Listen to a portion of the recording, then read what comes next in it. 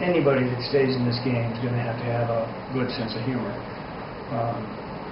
No matter what you do, no matter how hard you try, no matter how good a system you have, no matter how disciplined you are, no matter how well thought out the trade, no matter what kind of experience you have, things are going to go miserably wrong, and there are going to be days that you wish never happened. If you don't have a good sense of humor, if you don't have a way of blowing it off, then you're going to be in a lot of trouble.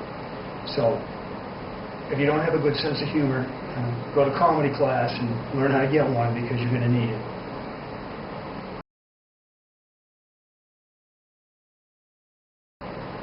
You need to have perseverance. I mean, you really need to have stick-to-itiveness. If you don't have that, you're never going to make it in this game.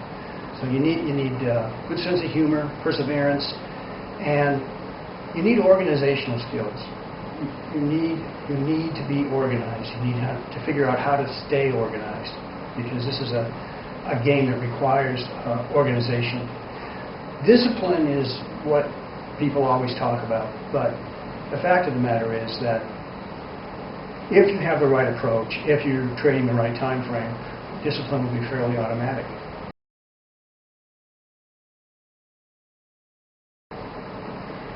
Yes, trading can definitely be taught. It depends on the teacher, it depends on the student. Obviously, some people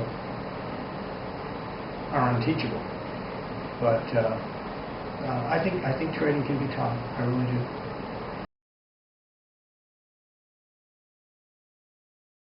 Somebody who doesn't trade can actually teach you a lot. They can teach you about order entry. They can teach you about order flow. You can learn the basics of technical analysis from somebody that has never traded. You can understand a lot about how to organize your software and how to use your software. So there's an awful lot that somebody who doesn't trade can actually teach you. And it might be better to learn some of the basics from somebody that doesn't trade than from someone that does. Once you learn the basics, then you need to get on with somebody who's got some real experience in trading, because trading is a counterintuitive game, and unless you've got some real experience trading, 10, 12 years at least, I don't know how you can take a student to the next stage.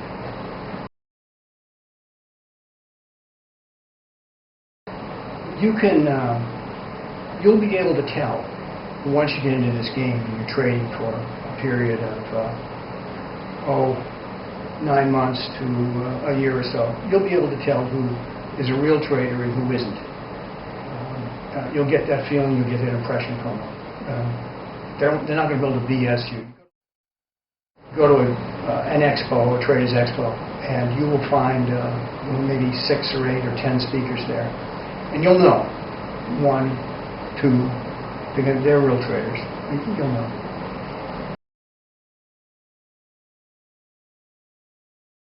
The length of time it takes for you to master becoming a trader is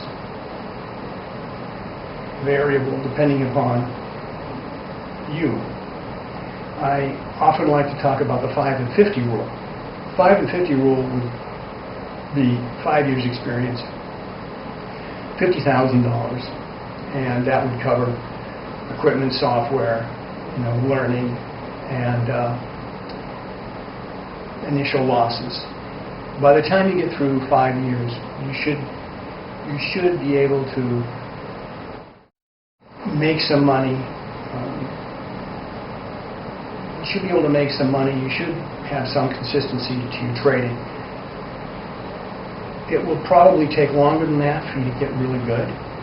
But a lot of that depends on the stages that you go through. If you can get onto a good approach early on, obviously you're going to be doing better than if you get onto, if you blow 50 grand on the first bad system.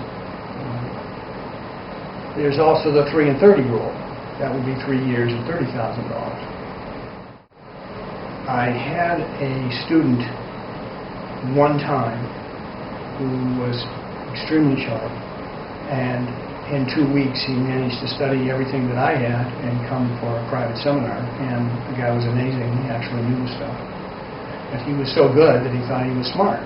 And when you think you're smart in this game, then the market takes care of that.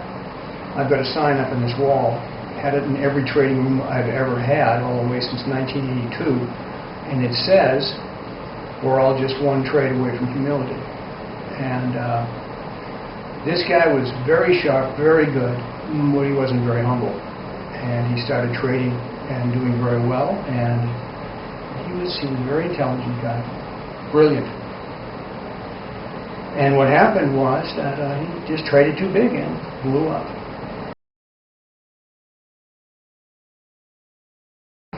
No, trading is more difficult than it seems. As I said before, it is a counterintuitive event, and trading will be the best psychologist that you've ever had, if you stick with it. The unfortunate thing is it's also one of the most expensive.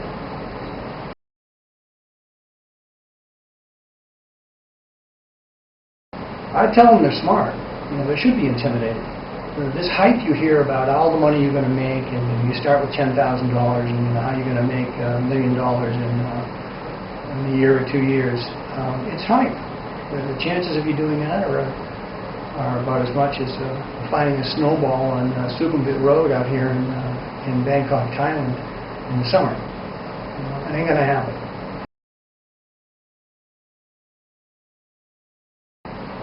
Successful traders have certain profiles. This is not going to be politically correct, but who cares? Indians, as in from India, are among my very best students. They seem to come out with money management capability. They just have it, and that's a big part of the game is money management. They just seem to be born with it. They value education tremendously, and so when they're with a teacher, they listen. And they actually try to do what the teacher tells them. They're not afraid of spending a few bucks on education, on good equipment, and this is what I found with my Indian students. Chinese, they're just as smart. They're very capable, but money management as a group, they're the worst, the biggest gamblers in the world. And this is not a game for big gamblers, because you'll lose. You'll eventually lose, no question about it. You might go out like flaming magnesium, but who wants to go out? Because if you go out, you can't trade anymore. It's the most fun in the world. Airplane pilots, commercial or military, are among the best. Mechanics are very, very good because they follow a plan, a designated number of steps to reach some goal, some achievement. And these are the kind of people that really end up doing well trading. Take somebody like a research physicist or people that think a lot.